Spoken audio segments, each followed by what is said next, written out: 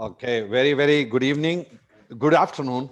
I just finished my earlier session, and I think this is a new beginning, or probably this is the new normal, where you will be working side by side, taking a break, doing your surgeries, taking a session.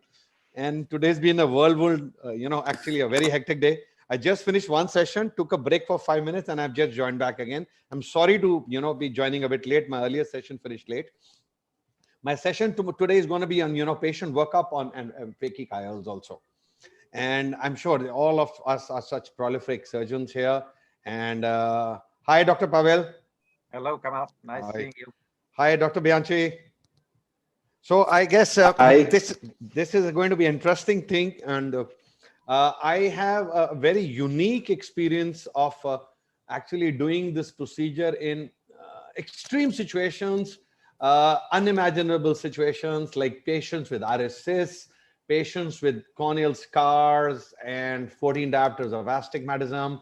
I put phakic IPCL as a secondary piggyback procedure in patients who have operated 20 years ago and they had no space for a piggyback IOL. I needed a very thin lens in that situation.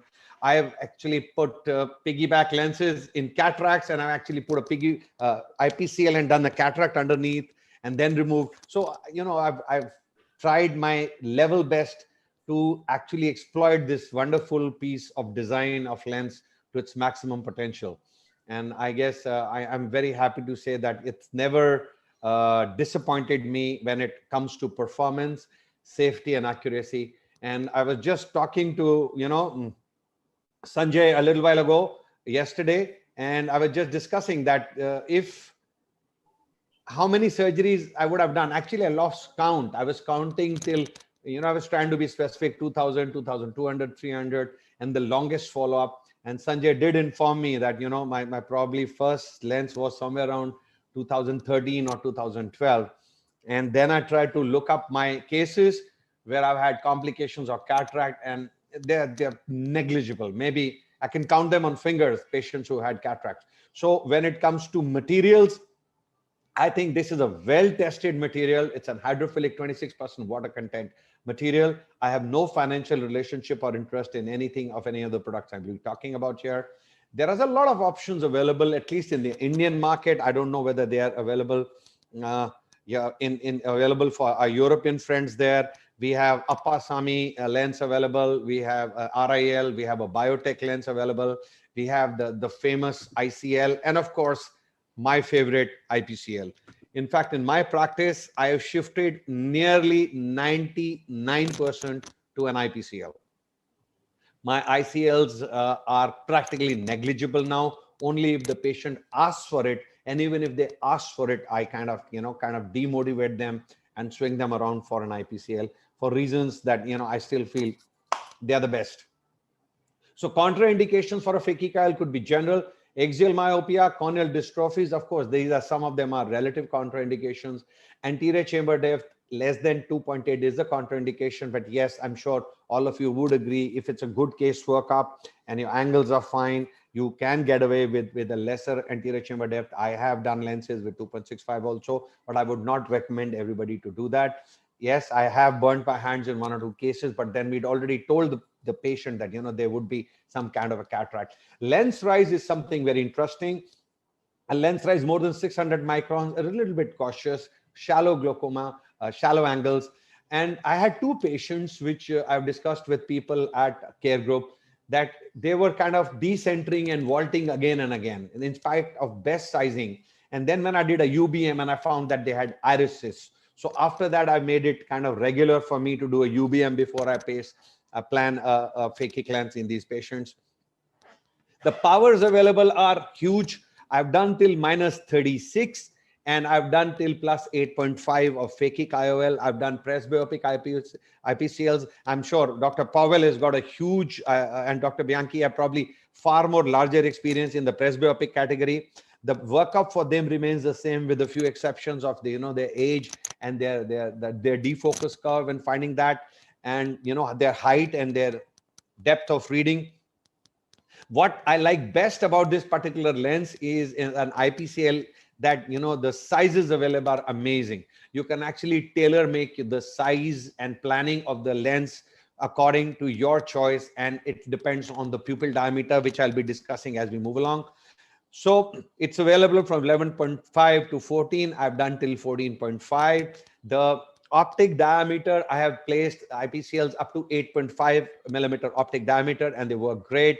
The beautiful point about workup of patient who's we taking up for a phakic with an IPCL is that you all need to put it just 0-180 because it's a smart lens and you get the job done. The biggest the reason I swing to phakic lens, especially in my toric patients, is because the accuracy.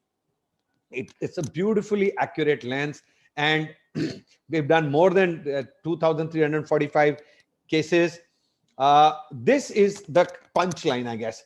Refraction always done under dilatation is what I recommend, because a lot of times when you see a myopic patient, people are very well aware that in a hypermetropic patient, you need to do a cycloplegic refraction and then give a correction. But even in my myopic patients I've seen, some of them are wearing overcorrected glasses. I had a patient 4 months ago. She was wearing -6. She came to me for, IPCL, a cornea was thin. And on dilatation, I realized that she was overcorrected and she was wearing more power than required. So these are the patients who can go unmasked if you don't dilate them cycloplegic and find out the power. Another thing is you always do a white to white measurement, whatever is your preferred nomogram. But in case your astigmatism is more than 2 diopters, I recommend doing a vertical white to white also, because that gives me a lot of a great idea about the width of the lens, especially if I'm going to use a larger optic. If I have a vertical diameter with me, it's far more better. Now, third important thing in workup is seeing the pre-operative scotopic size. This is very important, because if you have patients of high myopia with a very large pupil size, you should know the undilated scotopic pupil size. That gives you an approximate idea what is the kind of IPCL size you're looking for. Another thing you should look for is what is the maximum possible dilatation, because in case you're going in for a 14 millimeter lens and an 8 millimeter or a 7.4 millimeter optic diameter, but your pupil doesn't dilate beyond 8, you're in a fix. So for a beginner, this would be a good tip, that also check the preoperative dilatation, because some of the patients may not dilate completely. And especially if you have a larger cornea, because for a larger cornea, you'll be going in for a larger lens. And in case your pupil diameter is not large enough, it'll be very difficult for you to place the loops of the lens behind the iris. Another tip is keratoconus patients, be careful, because a lot of times in keratoconus patients, you'll have a false anterior chamber depth.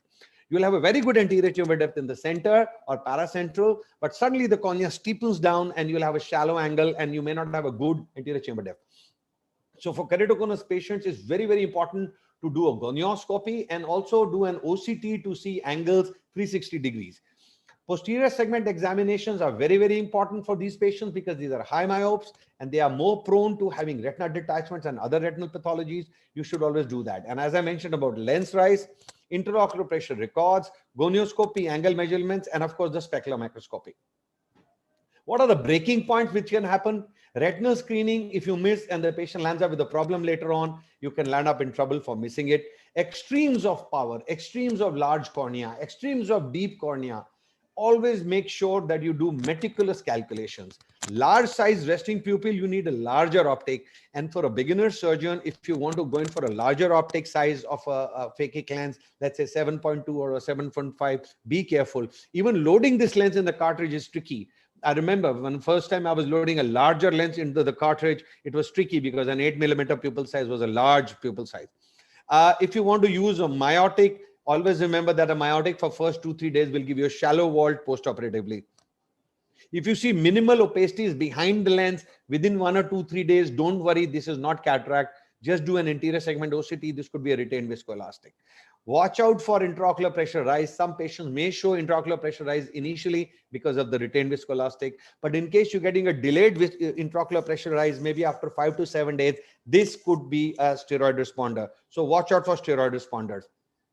So as I said, measuring of the pupil size, now I'll go faster, is very, very important. If you measure the pupil properly, your planning and your incidence of night glares goes down. We use dynamic pupillometry on my Cirrus machines. A lot of And the best way to measure the pupils, the white to white in these patients is go at the mid limbus. You can use a slit lamp. A lot of people, my friends, use a vernier caliper. But for me personally, caliper is not so accurate, because I've seen in a caliper in a surgeon's hand from one patient to another patient, one patient, one reading to another reading, it may vary. So I use a caliper only to confirm my findings of the machine. You can also use your standard ARK machine, which I've shown here, and we've standardized all our machines. So even in the centers where we don't have machines like Iol Masters or Pentacam or Cirrus, we use our ARKs and we standardize. We get very, very decent results, and it works. It works in all these patients. Now, if the anterior chamber depth is 2.8 or more, are you safe? Well, maybe yes or no. Even in case you have a better, larger depth, if the angles are not good, this patient is not a good candidate. If the iris configuration is very flat, not a good candidate. If there are some iris cysts in these patients, in spite of the fact that the patient's got a deep chamber, not a good case. If you have a lens rise of 800 millimeter or 850 or 700, and the angles are open, then again, you should plan for a higher vault. In case, even if the anterior chamber depth is 2.8, you should plan for a vault maybe 700, 800 plus. Normally, we plan our vaults between anything between 400 and 700. But if you have a high lens rise, go in for a higher length vault. Keratoconus, as I said, we need to be very careful. Now, this is what I mean by a lens rise. In lens rise, what you do is you take an anterior segment velocity, dilate the patient, take an angle to angle line, and the amount of crystalline lens rise above this line gives you a lens rise. So any lens rise more than 600 microns could be little tricky. If you're using automated machines which are using infrared cameras, make sure you're not taking down, including the pterygium or the pigmented conjunctiva or a blood vessel from the side. A lot of times this will probably make you plan a smaller lens than required. Sometimes there could be a limbal scar, which could probably give you a white appearance, and you may end up planning a larger lens. So always do a manual edit. So I've trained my technicians to take a scan or on a Cirrus machine and then manually edit each patient over time, and we perfected it. Now, white to white, as I said, if the discrepancy between both the eyes is more than 0.2 millimeter, please recheck. If the astigmatism is more than 2 diopters, please take vertical measurements and also match it with the keratometry of the patient.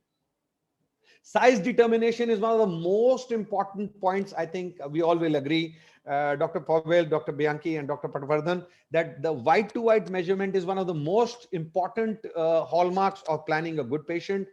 Now, if the astigmatism is high, you need to plan a little higher vault and a little tighter lens than normal, because if you have a loose lens in an astigmatism, the lens will tend to rotate. Now, this are some tricks which I borrowed this slide from my friend Dr. Himanshu. Now, these are the variations, recommendations by the company. How can you plan? So let us say you have a white to white diameter between 10.4 to 10.64. I would recommend an 11.75. If it's a spherical IPCL. But in case it's a toric lens, I would go in for the next higher lens.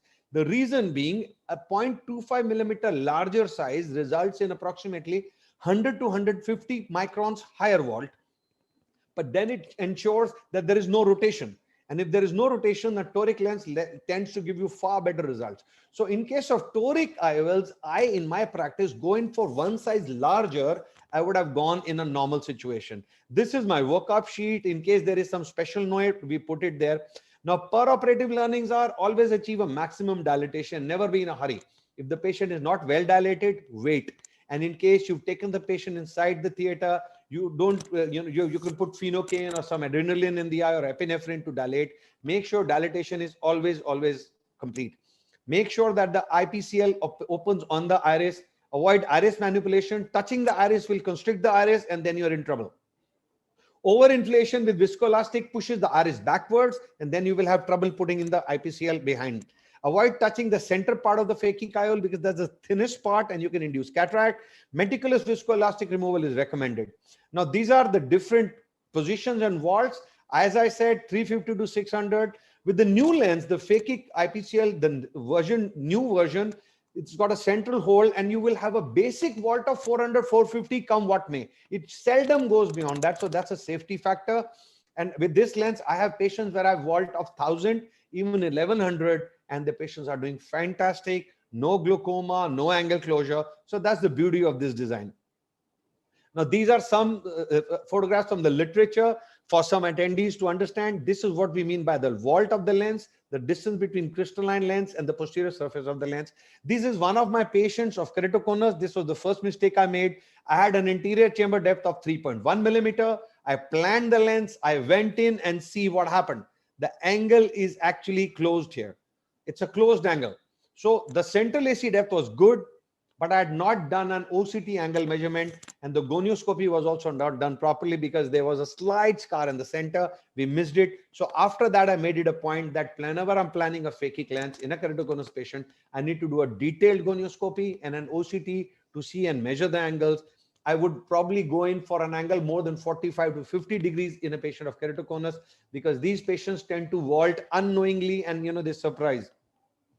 Giving a contact lens trial for these patients and visual acuity workup. A lot of these patients, you can actually, there are some patients you can think that, this patient is wearing this glass, you've done a cycloplegic refraction, but do a contact lens trial in patients, especially if the patient is anisometropic. Because a lot of these times when you do a surgery, IPCL in these patients, they are wearing uncorrected or low corrected power in one eye, and you correct both the eyes and they will have some problems of balancing stereopsis. So these are a few things which I would recommend. The learnings would be case selection, exclusion criteria, investigations are to be very, very meticulous. Measurements have to be very specific, and special situations where you have very unique situations, corneal scars, you see an iris bulge, you see a lens high rise, you have a very flat cornea or a very steep cornea, please be careful. So thank you.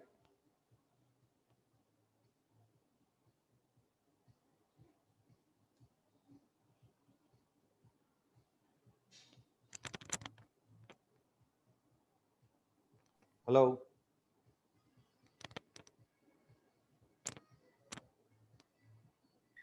Thank you so much, sir, for this wonderful session. So now we will move ahead with our next speaker, Dr. Ambarish Barak. Over to you.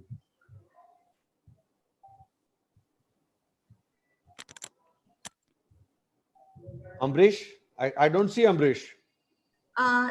He is in the session. Sir, could you please unmute yourself and start? Yes. Yeah, no, yeah. Am I a speaker? I don't know. I'm not aware. I'm a moderator for this session as far as I know. Sir, your name is already there in the list. I am moderator for this session. Okay, sir. So never mind, Ambrish. You don't need. You can just speak extempore. No, sir. There are speakers. Yes, sir, it's a moderator. Okay, so who's the next speaker? So our next speaker is Dr. Pooja Khamar.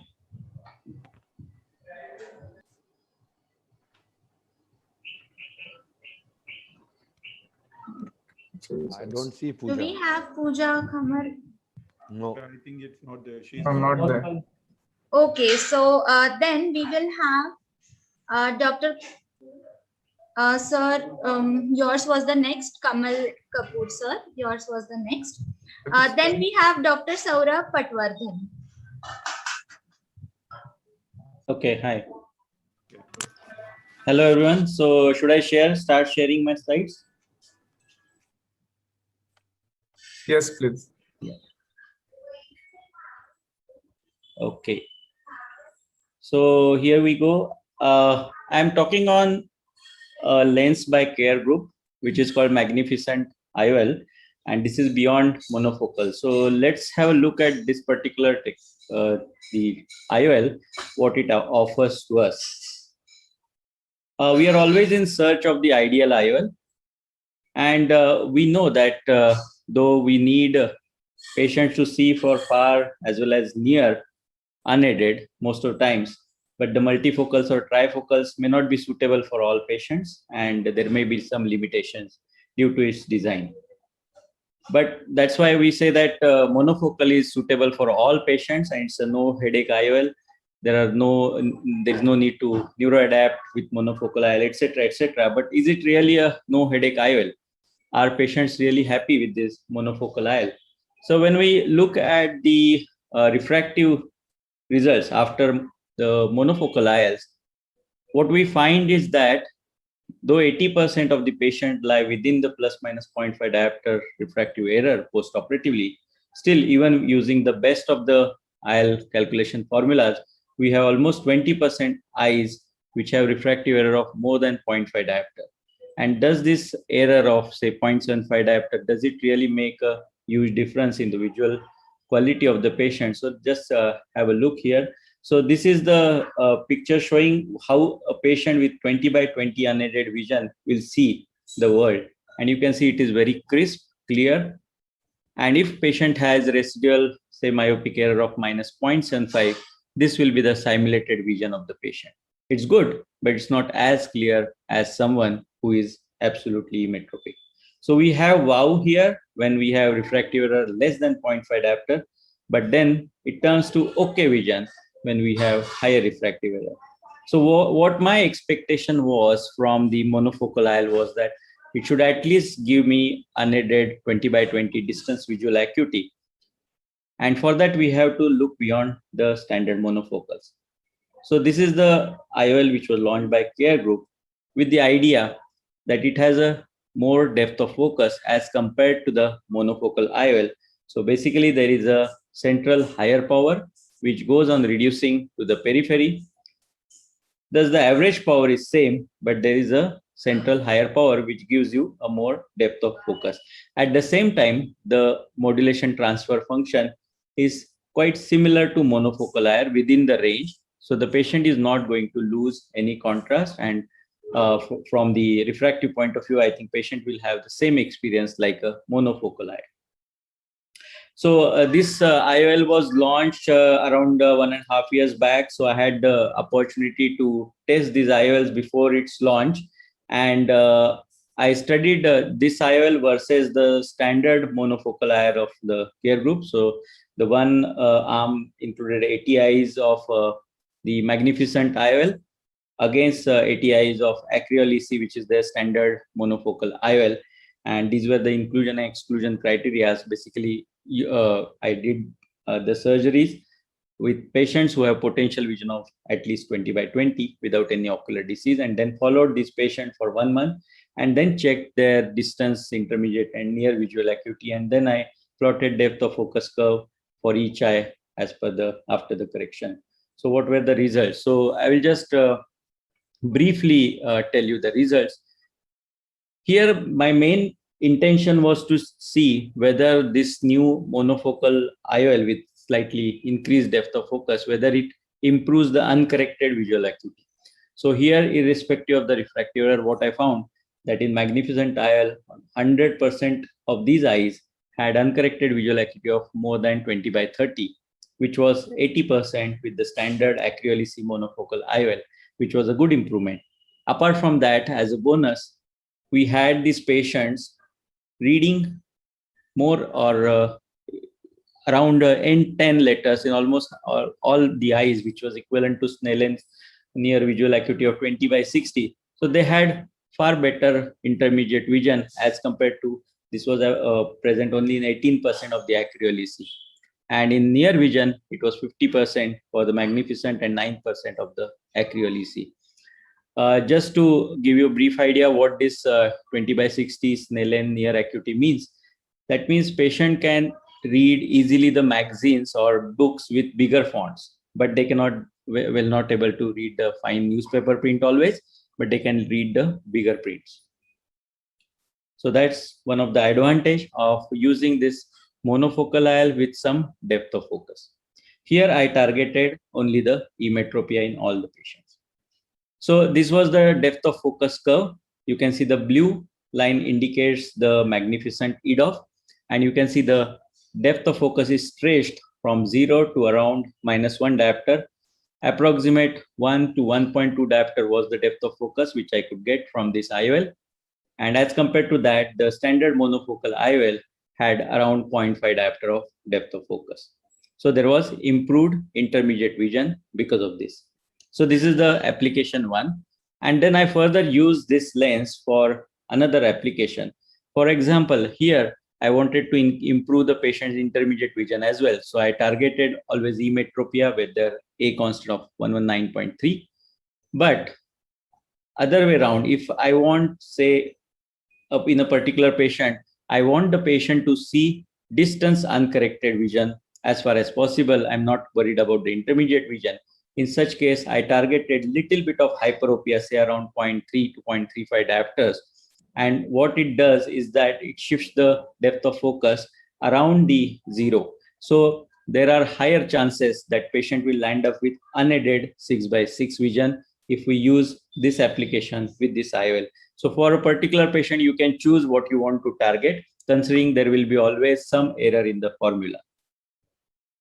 Now, the third application is use this along with monovision. So in a standard monovision treatment, we try to target the patient's dominant eye for the distance and the non-dominant eye to around, say, -1.5 to -2.5, depending on your choice. But most of the times what happens is that because there is no depth of focus in the monofocal IOL, patients tend to lose the stereopsis for the near vision. But if we use this as a blended monovision concept where the dominant eye is targeted for distance emetropia and non-dominant we target for around -1, still with the 1 to 1.25 diopter of extended depth, we'll achieve good near vision with the non-dominant eye. So these are the three different applications we can use with this IOL, and which I tried in my own patients. So it has a versatility. It is not just a monofocal IOL. With the depth of focus which it provides, we can decide whether we want to improve the patient's intermediate vision, or we want a better uncorrected distance vision, or improved and try blended monovision in that particular patient. So this is all from my side. I'm quite happy with this particular IOL technology because it offers a lot of different options as compared to a standard monofocal IOL. Thank you very much, and back to the moderator for the session.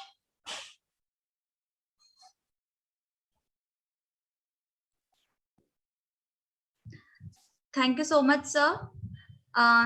Sir, I just wanted to, Ambrish, sir, I just wanted to ask you, sir, are we going to take the question and answer session right now or after everyone's session?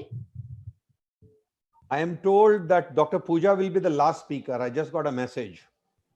Okay, sir. Okay. And sir, what about the question and answers?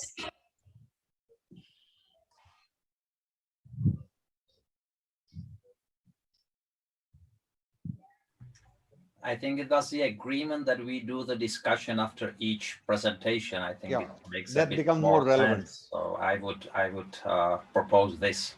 So are there any questions to this? I think that was a very good presentation, and that's actually a product which is really rising the popularity in Europe, I think worldwide. I would like to point out that assessing the reading or intermediate results of EDOF IOLs, we need at least 3 months follow-up when the capsular bag really gets, firm, because until that, it is possible, even with some softer monofocal IOLs, to get pretty much reading ability. But I have some initial experience with this lens from the same manufacturer here in Europe, and I think the results are pretty encouraging. So thank you for sharing that. Thank you. Thank you. I think I agree with the point. Longer the duration we wait, it's better.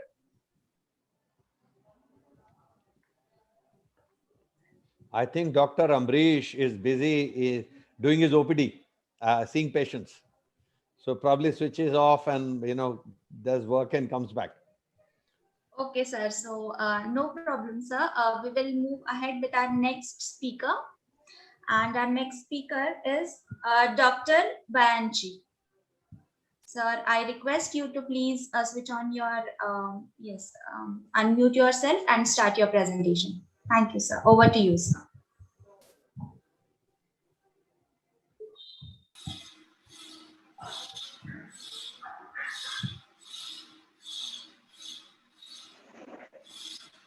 Well, hello.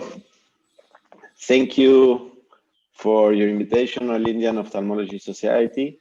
I'm proud to stay here. Thank you, Kamal Kapoor, for your invitation also. Well, today I will talk about IPCL for myopia and presbyopia. My name is Germán Bianchi. I'm from Argentina, Buenos Aires. I don't have any financial interest to disclose. Well, Dr. Kamal Kapoor talked about the main characteristic of the IPCL. We have 4 models now: spheric, toric, diffractive, spheric, and diffractive toric. And we used to correct myopia, hyperopia, astigmatism, and presbyopia, but I prefer myopia, astigmatism, and presbyopia. And it's an hydrophilic polymer with different size between 11 to 14, with different optical diameter, and could be customized also. This has 2 holes in the upper part of the optic, 1 in the middle, and is conic, and this conic reduces the scattering of the light. And another characteristic is the diffractive characteristic of the lens is diffractive and refractive with trifocal optical design, with different rings between 5 to 9 rings, depending on the addition of the for near vision, and is between 1.5 to 4 dioptria of addition. And it's important, the pre-op study, the indication and the contraindication study very well the endothelial cell density, corneal topography, IOP, white-to-white, angle, and also the sulcus. And the exclusion criteria is like Dr. Kamal Kapoor talked before, and inclusion criteria is myopia more than -6, or thin corneas with myopia when you can't do the refractive surgery with laser. And for me now, patients with myopia and presbyopia is one indication also, and I am starting with emetropia and presbyopia now. And more studies is very important study. All that you can want to study ocular motility, because sometimes it's important. Some patients have double vision after surgery. In this case with lens, it's important to study that also. And the pupil diameter. Actually, I evaluate the pupil diameter in different light conditions before surgery also. Like Dr. Kamal Kapoor, it's important to study this sulcus, because you need to know if this patient has some cyst in the sulcus.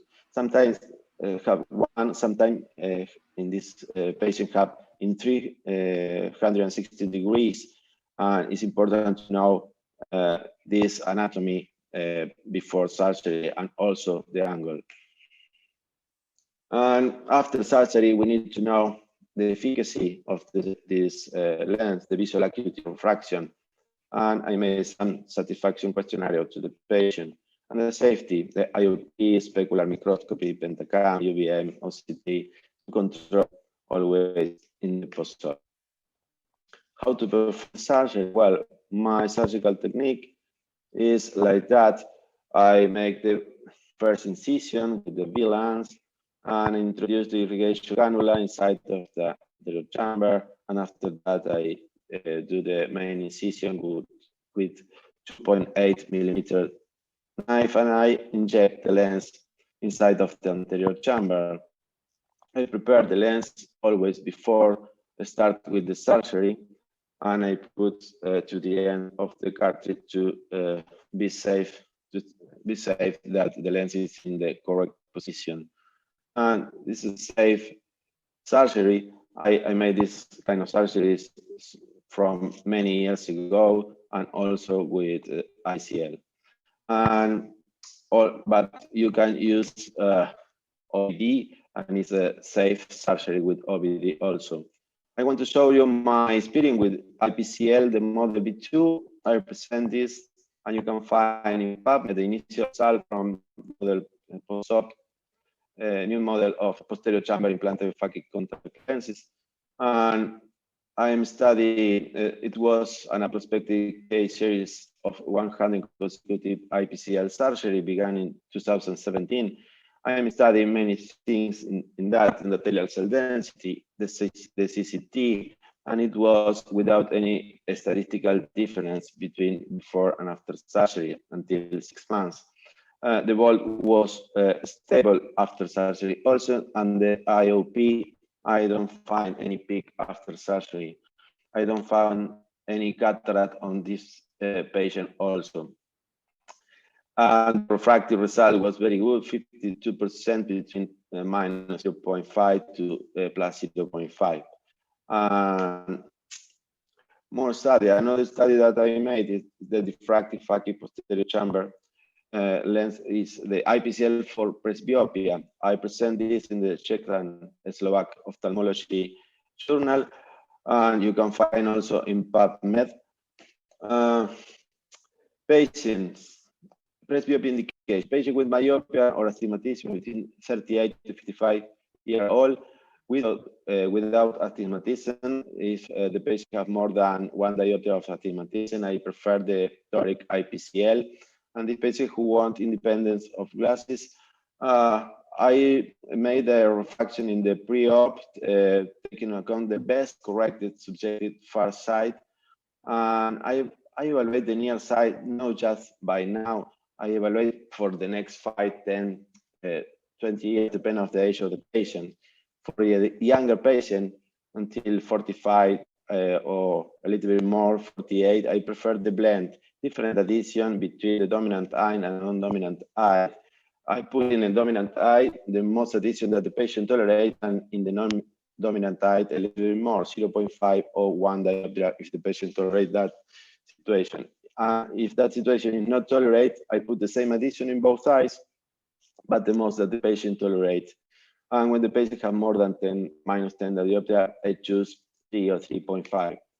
You can see here the nomogram. I take into account not just the age of the patient, I take into account the dominant eye and non-dominant eye in the option A. And also I take into account the myopia. And if the option B is with the both eyes with the same addition. This is a prospective non-randomized case series study that I present with 54 myopic eyes. And this was the inclusion criteria, and I studied endothelial density also, the corneal central thickness. It was stable without any statistical significant difference. The wall was stable after 1 year of follow-up. Cataracts were not developed in any of these patients. The IP, I don't have any peak after surgery, 1 day, 7 days, 1 month, 12 months. And I studied also this focus curve, the binocular focus curve, and I find very good near, intermediate, and far side. And this is the first lens, trifocal lens, that work together with the residual of accommodation of the crystalline lens, depending on the age of the patient. And these patients don't have halos. Another study that I present this year is the measure with different light condition, 2 years of follow-up with the scotopic and photopic condition were evaluated. You can see here how the bolt is moved.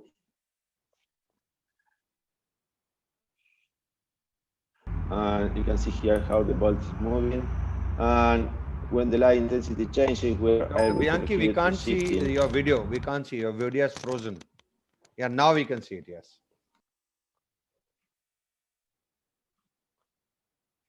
Now you can see the video. Yes, now we can see. Yes. Okay, how the bolt is moving, and we found that it's lower than 100 microns with the light condition that we proposed in this study. And it's very important how the lens changed the position. This is another indication for me now, correction in metropia with the phakic IOL. And this man, 50-year-old with very good and corrected distant visual acuity without any ocular problem, no cataract. And the patient said, what can I do for me, doctor? This is the refraction. And I choose to put this kind of lens, the IPCL, with plus 0.5, and I choose for the dominant eye +2, and for the non-dominant eye +3, and I have a very good result.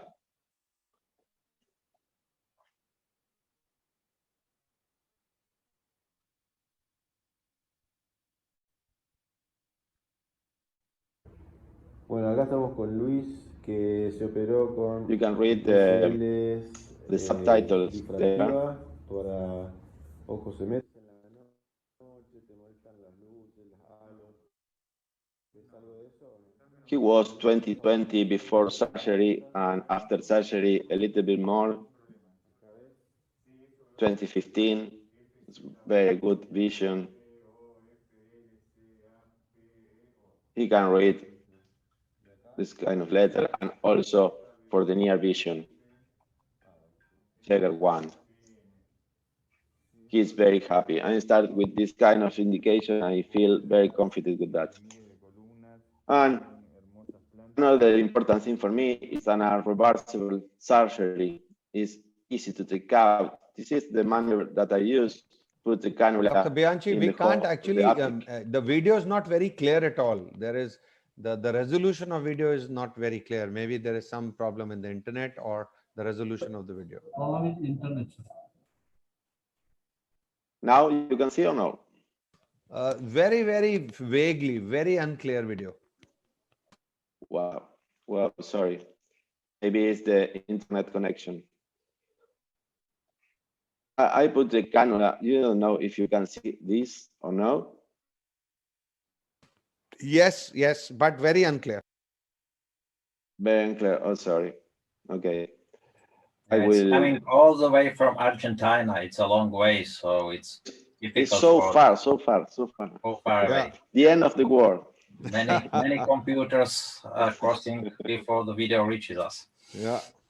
Yes, okay. Well, this is the way that I take out the lens. Sometimes we need to change the lens, and this is the way that I do, because sometimes we have a small bolt, or in this case, I have a little rotation in the toric lens. In the same way, I put OVD behind of the IPCL, and I put in the anterior chamber, and after that, with the same cannula of the OVD, I put in the hole of the optic. I take out the lens with 1 or 2 McPherson, and after that, I inject the lens.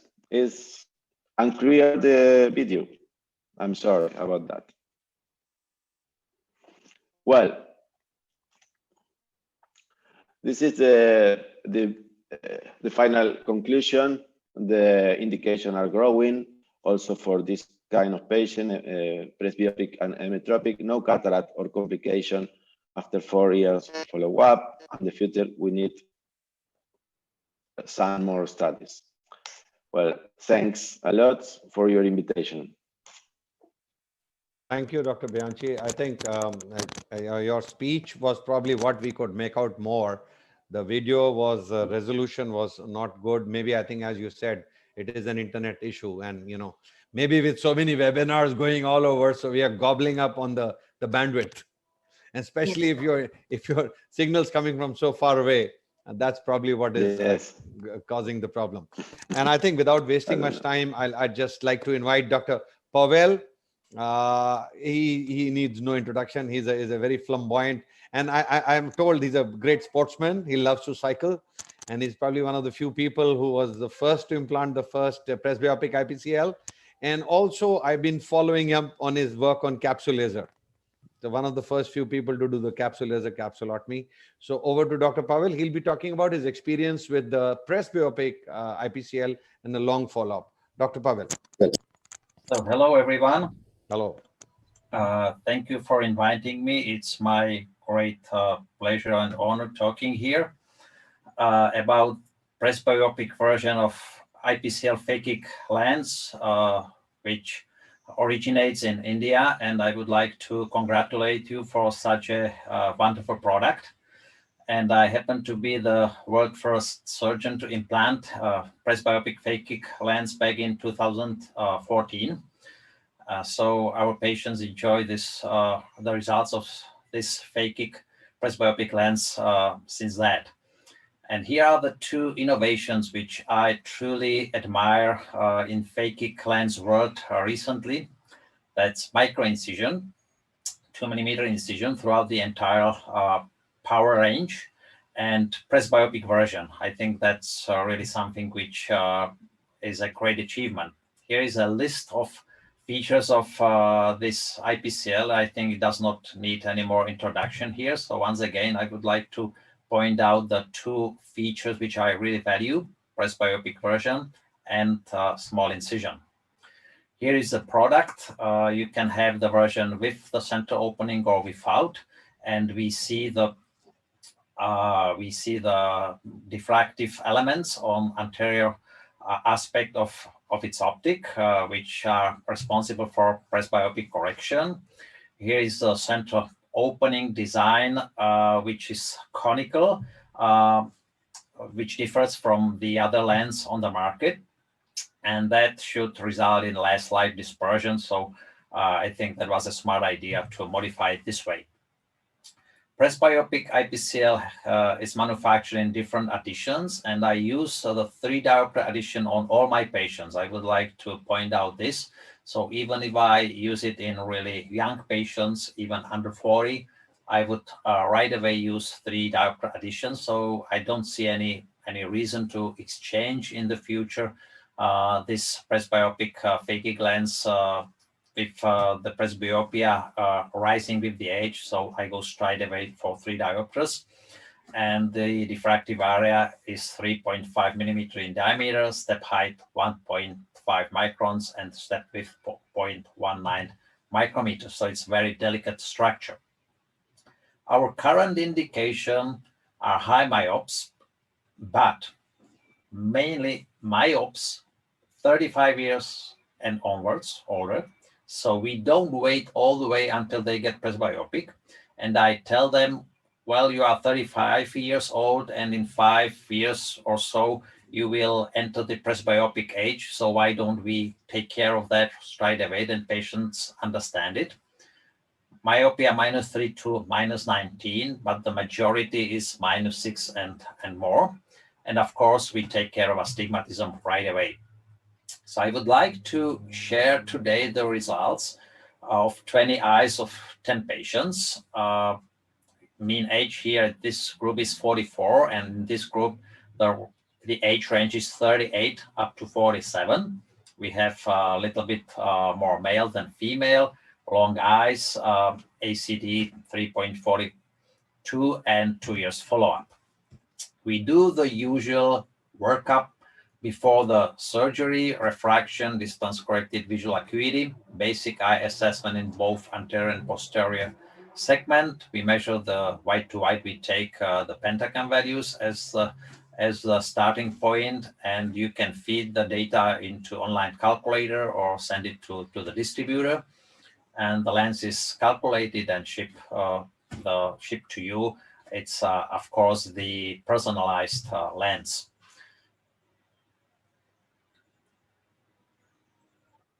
This lens is placed in front of the human crystalline lens. Its optic takes care of both distance and near vision with no need for glasses. Together with the residual accommodation of its own crystalline lens, the eye is able to focus even closer without glasses.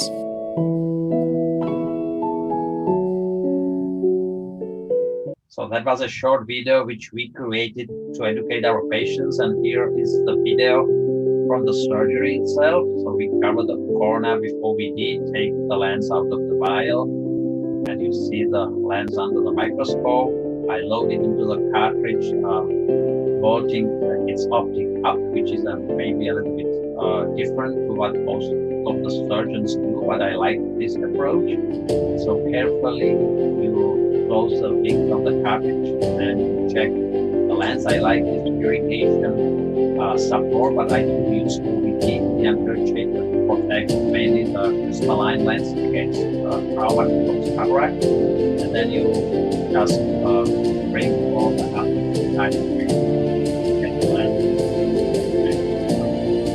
lens self-measures immediately.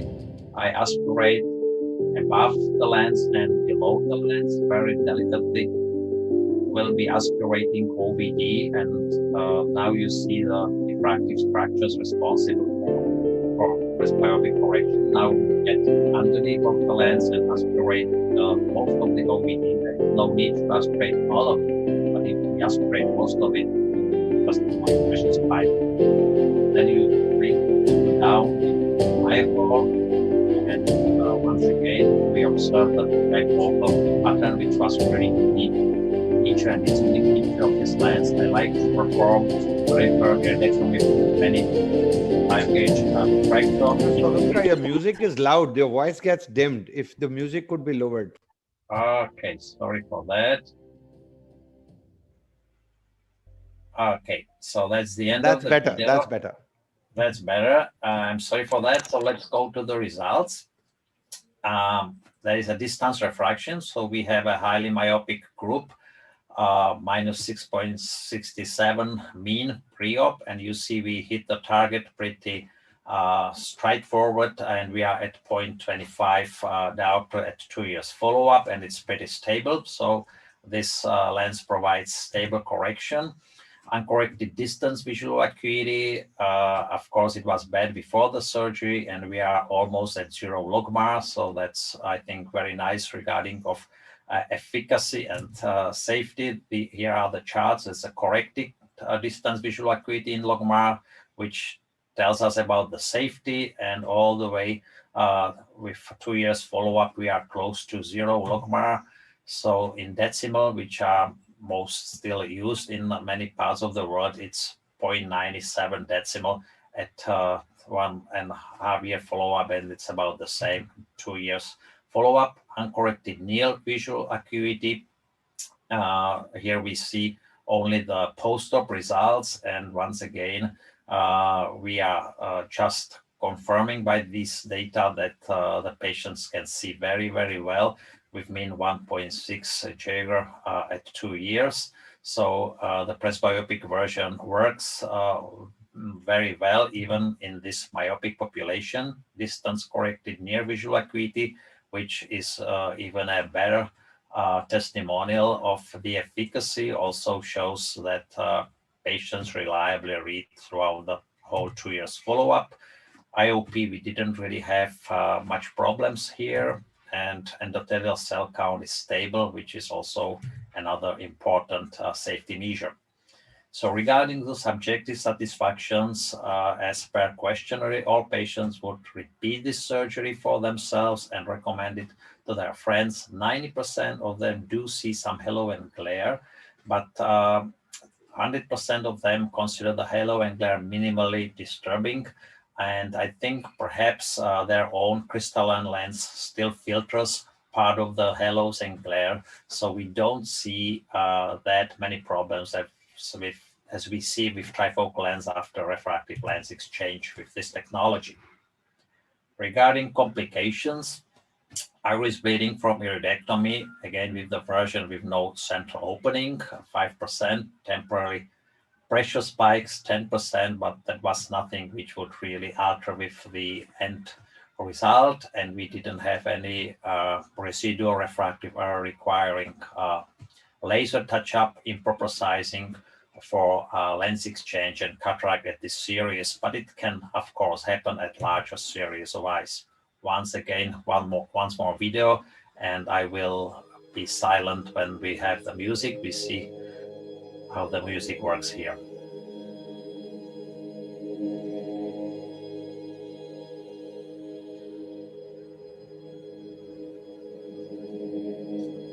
We have used a special OVD with Trypan blue here, which should make it more visible.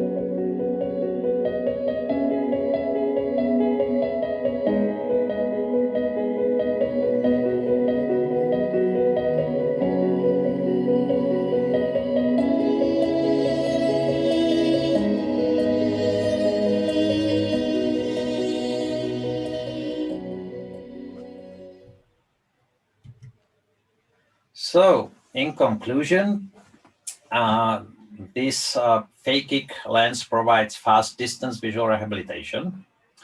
We observe that we need 1 to 3 months of full near visual rehabilitation. It takes a little bit longer for the patients to really read comfortably, even though most of them read very well, even at 1 week follow-up.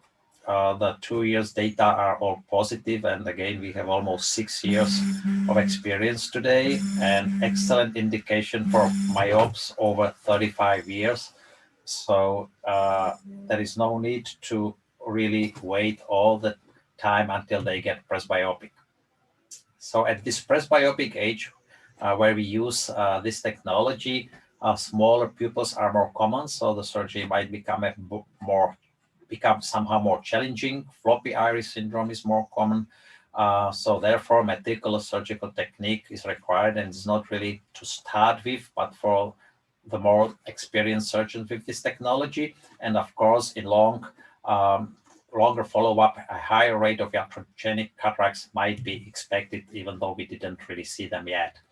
So this is our clinic, and this short video is taken by my own small drone after a busy surgical day. So thank you very much for your attention.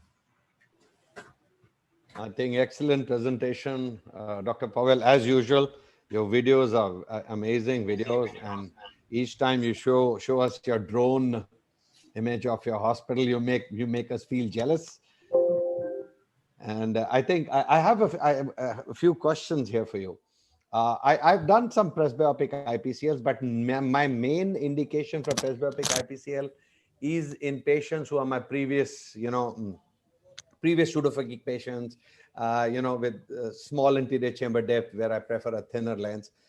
Primary presbyopia, I've not done much. I've just done around 10 or 12 cases, maybe my own inhibition. So my question to you would be, you have a patient who's 42 years of age. First question, as you probably clarified that you do a 3 diopters plank status, you just put a plus 3 diopters of phakic lens. So you do both the implants with an emetropia plus 3 diopters add in both the eyes, or you do one eye? So number one, are we talking about a myopic patient? No, I'm talking about a normal presbyopic patient. Okay, so my answer is straightforward here. I don't do it. So I don't think intraocular surgery is safe enough to compensate presbyopia only. So in my own hands, I'm a conservative. I'm a little bit too old. I'm in the presbyopic age also. So now my brain is getting more conservative. So I only do it for myopes. And for these ametropic presbyopes, we use a biosynthetic collagen presbyopic corneal microlens inlay.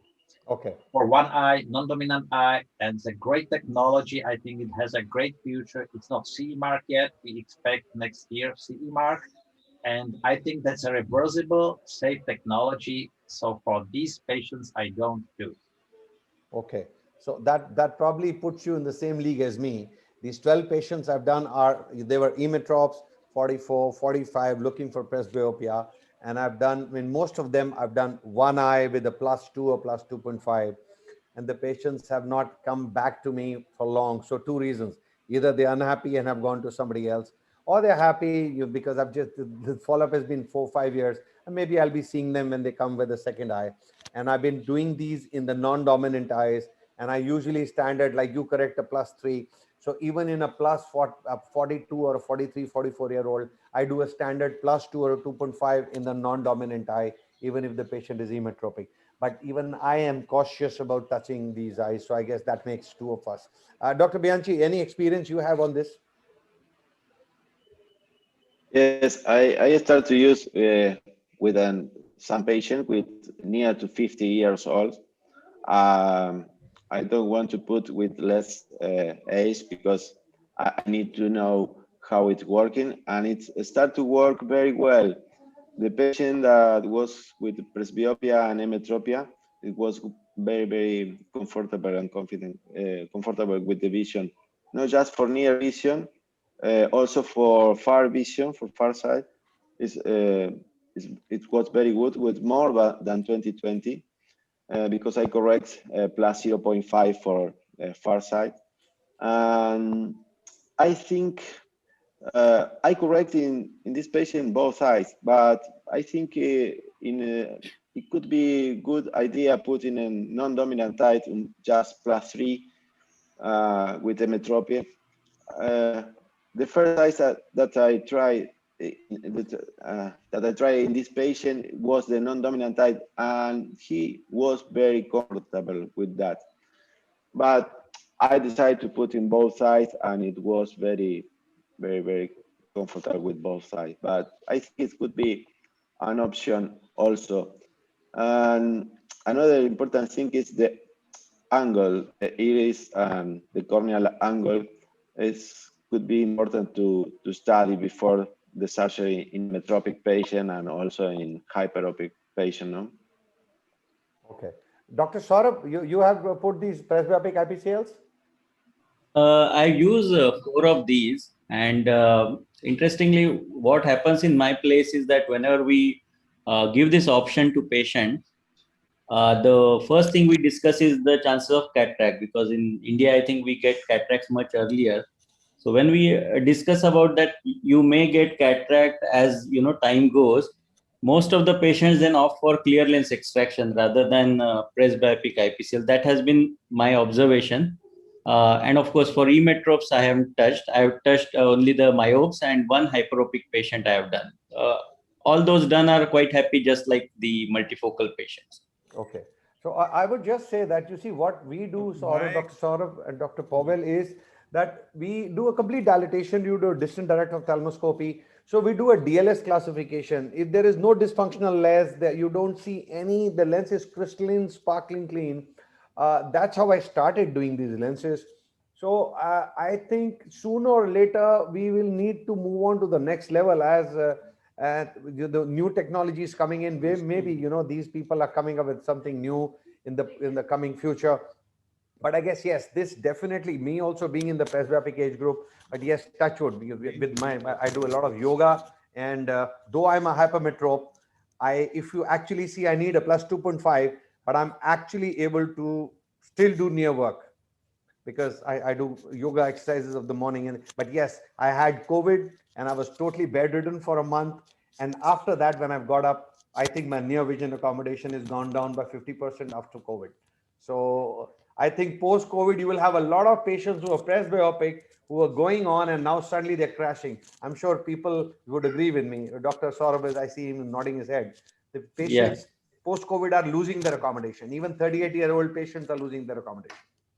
Yeah, I'm observing the same. Many patients who are otherwise not using glasses are now coming for glasses. Maybe some kind of fatigue. We don't know what is happening really. Yeah, maybe I think it's the steroids or the stress or the immunological stress. Anyway, without wasting much time, now next speaker is going to be Dr. Pankaj Lande. He's going to be talking about the true trifocal, my experience with the triphobic. And I actually feel, I know this is a fantastic lens, the Tridiff lens. This is my favorite lens. And again, Sanjay Argal would agree with me. I think, again, I'm probably one of the highest volume. They're bifocal and trifocal users in the country. And I can swear by this lens. I put them in the biggest VIPs you can think of in the country, the politicians, the celebrities. And I insist on this lens, even if they want a bigger name, like I won't name the companies.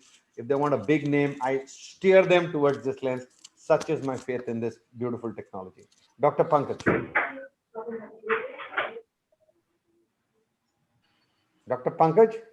Yes, sir. I'm listening. Your Yes, sir. turn. Thank you so much. Thank you so much for inviting me for this session. I would like to talk on the triphobic, that same trifocal lens as you are talking about, which I also have used with very good experience. Now we have a higher version of that, that is a triphobic, that it has come on a hydrophobic platform.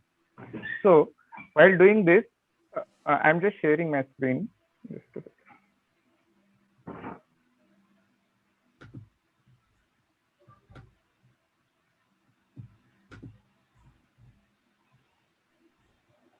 Is my screen visible, sir? No, sir. No, sir. Okay, fine. Just give me.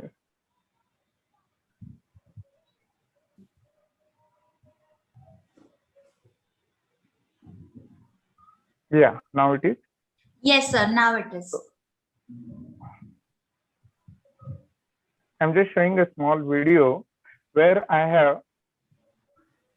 was in search of my best multifocal IOL, and while doing this, I have found the triphobic or the trifocal IOL from the care group is one of the best which I can have.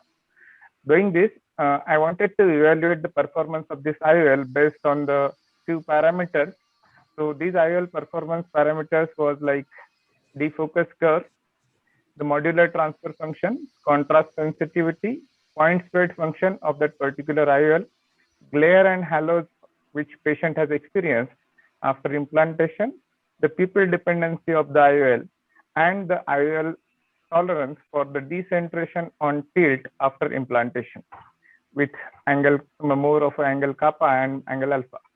So taking into consideration all these parameters, I have studied triphobic IOL and found it as a very good lens where my patient satisfaction has gone up drastically. As Kapoor sir already said, when you implant these IOLs, you are sure that your patients are very happy, and additionally, they give many times performance much more than what is supposed to be very high quality lenses or very costly lenses which are available in the market. But particularly in many of my relatives also, I have used this particular lens. So coming to a defocus curve is basically is an objective clinical measure of how well IOL is correcting the presbyopia. So it gives us idea about how the IOL is doing at various distances, right from distance, intermediate, and near. So taking into consideration all this, I have plotted few defocus curve for the triphobic IOL and has found there is not much of a dip in the center of a curve, which indicates the intermediate vision, and that gives a very good vision for intermediate. So if you are viewing through a lens of -1 after full correction, that means that indicates the vision at 1 meter distance. Same way, if you increase the lenses by 0.5 diopters gradually, and then if in case you are using a lens of -4 diopters and asking the patient to read, that is equal to vision of patient at 25 centimeters. So I have plotted the defocus curve, which were very promising, and I have found this is one of the very good tool for evaluation of IOLs. Now the second point is modular transfer function. Modular transfer function is basically a mechanism to define the resolution and the contrast data into a single specification. It is basically the ability of an optical system to transfer contrast from object to the image at given particular resolution. MTF for clean air is 1, that is maximum, and it can be derived from point spread function and a line spread function. US FDA says for distance the MTF should be at least 0.43 and for intermediate 0.5. This is a machine where we can calculate the MTF. Coming to the third point of contrast sensitivity.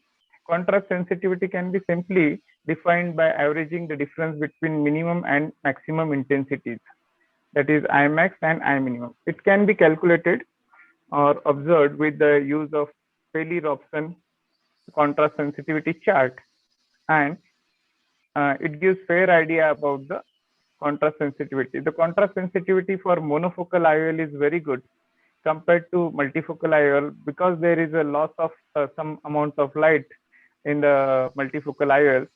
But here in triphobic, I have found the contrast sensitivity is quite good. Coming to the next point of point spread function. Point spread function is basically blurring of an imaginary point as it passes through an optical system. So MTF is basically a representation of PSF in Fourier space. This being this triphobic IOL is a ring design IOL, so it definitely indicates it is definitely pupil dependent, but the dependency is not that bad. So we definitely have to take into consideration the mesopic and the photopic pupil size of patient. Larger pupil basically tolerate slightly myopic defocus, while the smaller pupils see slightly better when the emetropia is achieved. So given a formula, if I have a 3 millimeter or less size pupil, I will target minus 0.25 to minus 0.5. And in case I have a pupil size which is more than 4.3 millimeter, the target refraction should be around 0 or 0.25. Basically, 0 will be a better option. Now,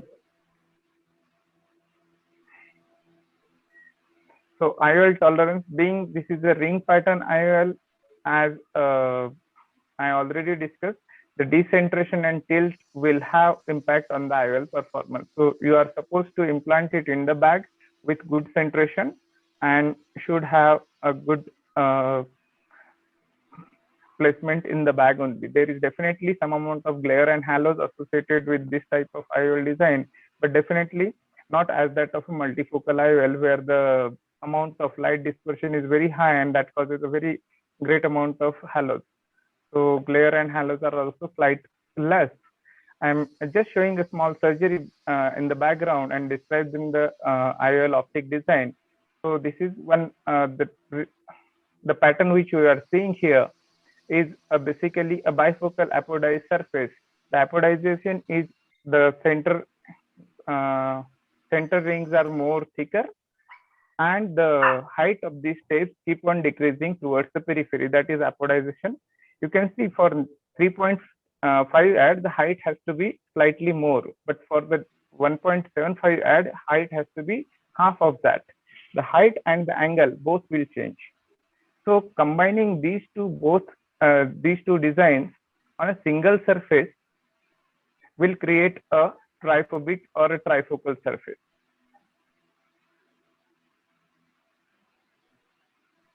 Now plus 1.75 is what we are having in this IOL, that will give far and intermediate vision.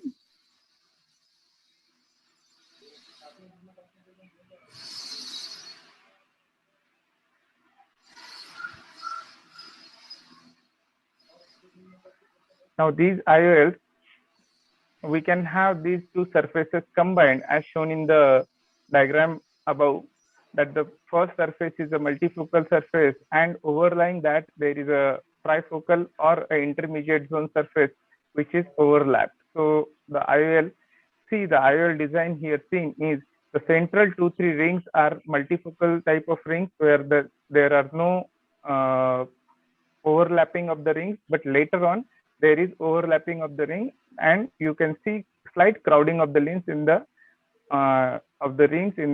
mid periphery and in the peripheral region of the IOL. So this is a diagrammatic representation of a trifocal diffractive apodized surface as the height of the steps are going to decrease in the periphery. This is a modular transfer function, and this is the energy distribution where nearly 50% light of the light is used for the distance, nearly 30% for intermediate and 20% for near in this particular IOL of triphobic. And I have seen very less amount of light is supposed to be theoretically wasted in this design, but definitely it is something around 10 to 12%. This is the actual plot of a defocus curve, and you can note here the center area which represents the intermediate vision. It is very good, and with this also the patient's vision is quite comfortable. I usually tell my patients, most of our life passes somewhere in our somewhere in a room. It may be your office, it may be some shop, it may be some hotel, or it may be your home. So intermediate vision makes a lot of sense to everybody. Not very far distance, not very near, but intermediate is a distance which is a kind of, we can say, working distance for all of us. So I tell them that this type of vision will be much better when we go for a triphobic design type of IOL. So I definitely recommend to clean the posterior capsule very nicely so as to prevent any decentration or any capsular phimosis. In such cases, though the IOL is hydrophobic, so the chances are very less. And this is the optic design of IOL. I hope all these parameters will help you to understand the IOL performance. And I'm particularly satisfied with this particular IOL from IOCare. Thank you very much. Thank you, sir. I think it was a wonderful presentation, Pankaj, and you did share your learnings and your experience. And I can vouch for the same. I think, at least from my personal experience, I have taken away the word of glare and halos from my consent form, especially when I'm using these IDIFs and these trifocals by Care Group, because actually patients don't know compare of glare and halos. And to my surprise, some of the very well-known, top well-known brands in the world, I have patients complaining of glares and halos, but with this particular technology, I have none. And I probably use more than 6,000 of these lenses, and we do around 150 plus a month, and amazing results, high volume. And my counselors who worked at other centers before, and once they join me, they are hesitant to counsel for a trifocal or a bifocal. But once they see the confidence of the surgeons, operating surgeons, so they have also become very, very aggressive in promoting these trifocals and bifocals, especially from this particular company. So I think fantastic technology. Again, congratulations to the company for developing such a amazing technology. What is your experience, Dr. Bianchi? Have you used these trifocals and bifocals by the company? Yes, I use. I have very good results also, and I use many of these lenses. I don't know the number, but I don't. The patient are without halos also, like you say. Wonderful. And I feel very comfortable. Actually, I feel, Dr. Anant, we have to get you in anyway now. That's your turn. You've used these lenses? Yes, sir. I've used these lenses. And what's your feedback? What's your feedback? That's what I wanted to tell you.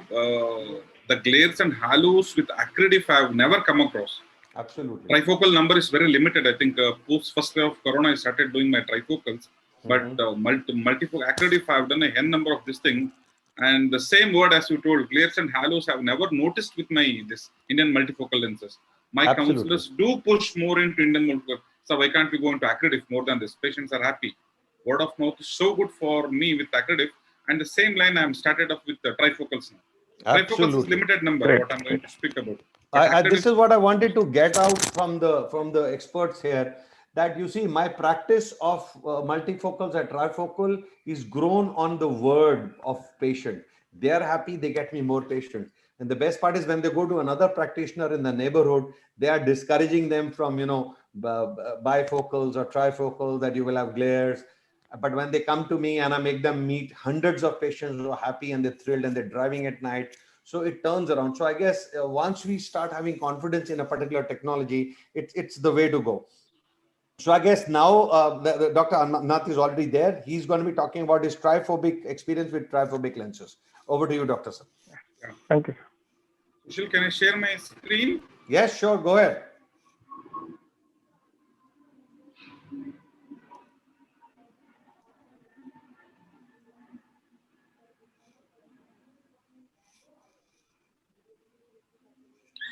Yes.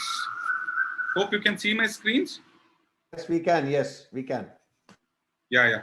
So good evening, everyone again. And first of all, I would like to thank all AIOC and Argal sir and Ratish, our IOCare team, for giving me this opportunity to speak upon this topic, my trifocals, with my experience with trifocals, the two triphobic.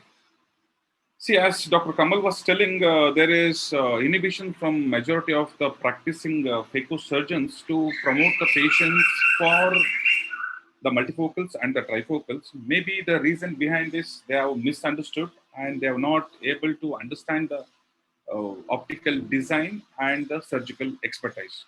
That could be one of the reasons.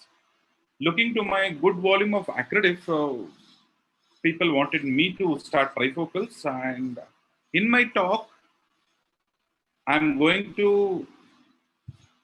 discuss in a way that how the young surgeons can literally understand the lens, the optics of the lens, and how to proceed.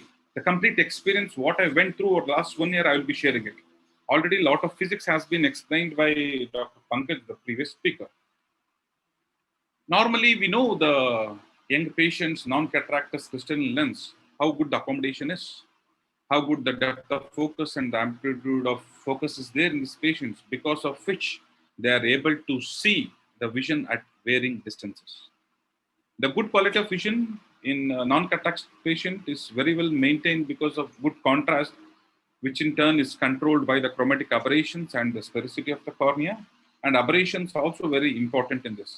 But the same patients, when they become older, once they develop the cataract, they do expect the same amount of quality of vision post surgery also. We as a surgeons should be ready. That's what I believe in. Same IOL will not fit everyone. It's a personalized approach. The lifestyle has changed, and especially post corona, the intermediate vision has become a big entity. People's expectations are very, very high. We surgeons need to understand and learn what and all options we have to offer to the patients. We need to give what they want, and we need to understand what they are. To do that, we need to understand that each and every lens, focal point, and ranges has to be understood by the surgeon for the better lens selection. And there are so many options to treat presbyopia. To have a very good Snellen's happy patient, good quality, and good contrast, there are only few options. I feel trifocal is one of them. Multifocals are already in line, but still, why do we need trifocals? Whatever the technology developed, multifocals, intermediate vision is an issue. As I told, post-corona, intermediate vision has become an issue. Each and every patient, the economy is improved. People are having smartphones. They are using their laptops and the mobiles more. Intermediate has become an issue. And glares and halos are issue with multifocals. And contrast is an issue with multifocals. To overcome all these things, the trifocal plays a role. The optics are much more better than multifocal in trifocals. EDOF are also in the same line. But for the last 2 years, we can see EDOF lenses, there is a compromised near vision. And whenever the range of focus is increased, dysphotopsic symptoms are very minimal in the bright light. But in my practice, I could see with wide variety of EDOF lenses, dysphotopsias are there in the dim light. That becomes a bad remark for these EDOF lenses. We need to overcome these two things, a good near vision and a good range of focus where the trifocals come into light. So coming on to the same IOL selection criteria, it's very, very important. Just like any prescribing correcting IOL, you should select a patient who is desirous to reduce the dependence on the glasses. You should be able to explain him, you should be able to choose the lenses. You should not try to convince him. That never becomes a happy patient. Mild degrees of astigmatism is always suitable. And whenever I correct this prefer presbyopic IOLs, I prefer not to take this very elderly and the patients with against the rule, because their depth of focus is already pretty good. I don't want to disturb it. But in that way, I will try to adjust in my biometry, which is another discussion itself. Hyperopics are ideal, and a patient who is ready to deal with mild amount of reduction in contrast and dysphotop symptoms, yes, we are ready to take them up.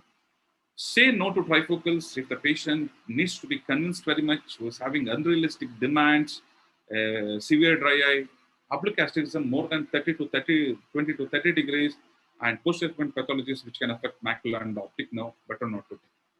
Next, coming on to my choice of trifocal IOL, triphobic. The optics of this IOL completely impressed me. I think much of Pankaj has already discussed the physics of it. Let me tell you how I could understand and what message I can give to the young budding surgeons. We all know about the asphericity of the lens. Asphericity is very, very important for a good quality of vision and a good contrast vision. And these triphobic lenses are negative aspheric lenses, which has got a value of around minus 1.5.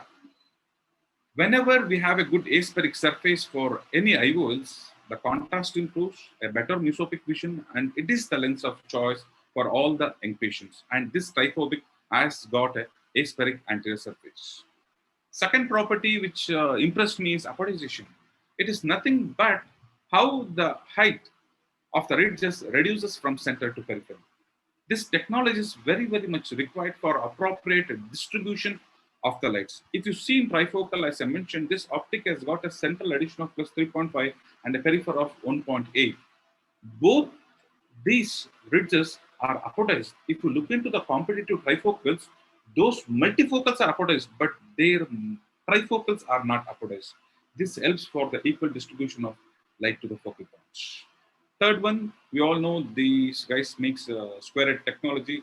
It prevents the PCO protection, which is very, very, very important. And when under the lab condition, because of the super patent optic design, they could see the optical transmission quality is very good with this material. Again, the same thing the previous speaker has mentioned about the dynamic energy transfer, and the lab test they have done. And this is very, very important. This is one of the things objective measure to expect the vision at a different distances. I do not do it in my clinical practice, but when they tested in the lab condition, they could see that the defocus curve for this IOL lens was very good for the intermediate vision, which we could clinically see in my patients. Contrast sensitivity. This is one more important thing which has been involved in this optic we need to understand. Any hydrophobic material will always contribute to this chromatic aberrations. And hydrophobicity, if we have to make a higher power lenses, the thickness increases. But even in spite of not increasing the thickness, the diameter of the refractive zone has not been reduced in these lenses.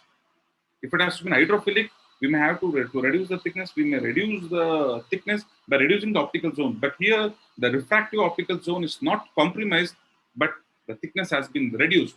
So that's why this has got a superior optic quality. And already MTS has been mentioned by him. And in my clinical experience, I have done around 60 patients of 30 eyes, and almost majority were women in this, the age group around 55 to 65 years. And to my results, I could see the patients had literally very good uncorrected visual acuity. And the intermediate vision, we checked at 60 meters, and with their arm length also, I could make sure that they were very comfortable using their smartphones or their mobile phones. There were no complaints, and near vision was never an issue. We almost all the time we targeted emetropia based on their pre-existing refractive error plus or minus 0.25. We corrected. And coming on to the quality of the vision, we could ask the questionnaire telling them about what they're literally bothered, because glares, halo, starburst, these are the terminologies which are present on the Google. I don't think even in my LASIK experience, people come and tell about the glare, halo, starburst. I feel they're just created. I want to tell what they're dissatisfied. Was the light bright? Was the light dim? Was they difficult to driving? These was the questions I asked them. But majority of the times they felt didn't bother them. So, and spectacle independence, they have enjoyed till now with my 1 year of follow. Added to all these things, a good surgeon should always do a CCC of 5.5. His surgical astigmatism should be minimal. Good cortical cleanup, IOL in the back, thorough whisker wash. Biometry is very, very important. If possible, rely upon good biometrics. I use my IOL 7 master. So to conclude, I feel that trifocal implantation can be performed by any cataract surgeon who is aware of the principles of refractive surgery and handlessly precise, who knows about IOL calculation. Triphobic in my hands, it gave an excellent functional vision at distance, intermediate and near in my clinical practice. And all the patients have enjoyed the spectacle independence after triphobic implantation. Thank you. Wonderful, Dr. Anant. I couldn't agree more with you. And I think one thing which in the preoperative probably skipped your presentation was you have to rule out a surface disorder. Because, you know, patients with bad corneal surface, a dry eye tends to be, as it is, they're little unsatisfied patients. Yeah. The keratometries can go haywire. And if you take them up for multifocal or a trifocal technology, IOL, without treating their surface disorder, they could be kind of a little bit unhappy. So that's at least my observation. So I always do a dry eye evaluation. We do a dry eye mapping. In case they are dry eye patients, we treat that first, and then we take the patient ahead. So I think one observation from even your presentation is that how after using a particular lens, your concepts which have been drilled into your head about glares, halos, starburst are all slowly going away. They are flowing away. Yeah, they're going away. You're not seeing them in your own patients. So I think it's more of our fear, which we say, keep asking the patient, are you seeing a halo? Yeah. Are you seeing a glare? Yeah, so a lot of times he needs to think and say, okay, Dr. Amath, if you're seeing, maybe, yeah, I think I see glares. So it's like forcing it down the patient's throat. I remember we had a LASIK patient, initially in the counseling, the plates for the LASIK machine, they had a lot of vacuum. So they would create a red mark. So I would tell the patient, you will have a red eye after surgery. In case it happens, don't worry. So I suddenly realized my patient's parents would call up, Dr. Kapoor, I hope the surgery went fine. I said, yeah. But my daughter doesn't have a red eye. So they were expecting a red eye because I was telling them, and if the red eye was not there, they thought that the surgery has gone wrong. So it is our inhibition which is trickling onto the patient. And if you're not talking much about glares and halos, I think with this particular technology, glares and halos is something which you won't see. Okay, now either the next speaker is Pooja Khamar, but I think Pooja is not here. Dr. Sneha Gupta will be talking about, phakic IOLs, why and when and how. Welcome, Dr. Sneha. You're filling in for Pooja. Doctor, may I just grab your attention over here? I would really like you to keep it short and crisp, as we are already running across. Sure. Already we have passed the time. Okay. Sneha, so the pattern lies with you. Yes. Thank you so much, sir.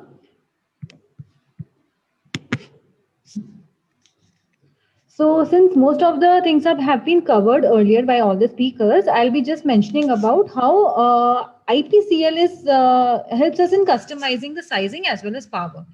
So these are the indications and contraindications in cases of phakic IOL. These are the special conditions where IPCL can be used, especially in post-refractive surgeries. There is any residual power in cases of management of stable keratoconus, post-cross-linking, post-keratoplasty in pseudophakic eyes, if there is any symptomatic pseudophakic myopia or hyperopia, in pediatric anisometropia, and in presbyopia. So pediatric in IPCL it can be used in severe anisometropia, preventing amblyopia, children uncooperative for contact lens therapy. Now, development of phakic IOLs from angle supported to iris fixated to posterior chamber has reduced the complications, but currently the complications are mainly because of the improper sizing. So sizing is very important. This is the workup that is required before the implantation of phakic IOLs. Now, the hurdles that we come across are basically what to use for appropriate sizing, from where should we use it, and what are the sizes available. So white to white is an important parameter which is required for sizing, and because incorrect and inappropriate size might result in post-op vault surprise, larger vault, higher vault causing pigment dispersion, endothelial damage, and smaller vault and lower vault causing cataract and post-op IOL rotation. So the targeted vault is 250 to 750.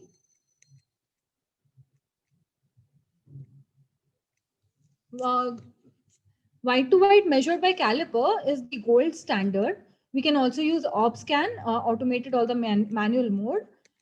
Pentacam can be used. So article has been published which says we can either use a white to white or a scleral to scleral for appropriate sizing in cases of phakic IOLs. So this is the nomogram or the ideal preoperative workup for phakic IOLs that we have developed and published. Now, IPCL guidelines basically includes a sphere from -30 to +15 and a cylinder from -15 to +15 diopter. Then they also have addition of 0 to +3 for presbyopia correction, keratometry values between 30 to 60, and ACD from 2.8 to 5. So this is an IPCL calculation sheet which we use. So the basic advantage of using an IPCL is we can customize our lens in cases like stable keratoconus, post keratoconus cross-linking in pediatric patients according to the power.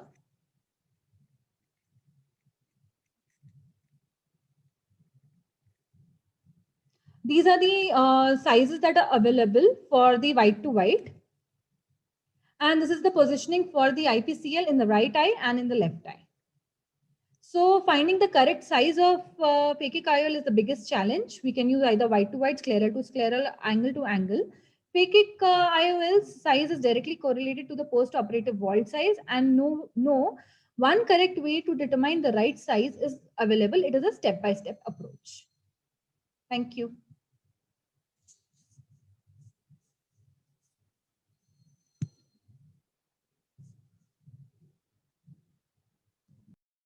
Short and sweet. That was really short and sweet.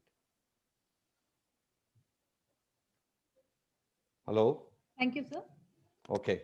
So I guess we are through. I think it's been an amazing session. And, you know, there was a lot of cross learning. There's a lot of new technologies. And one thing I feel is before we end this session, hats off to this totally desi Indian company, Care Group, with the kind of new products they're coming in. And I think they're ready to set the house on fire. So I guess thank you, everybody. And there we close the session. Bye-bye. Thank you. Thank you, Dr. Bianchi.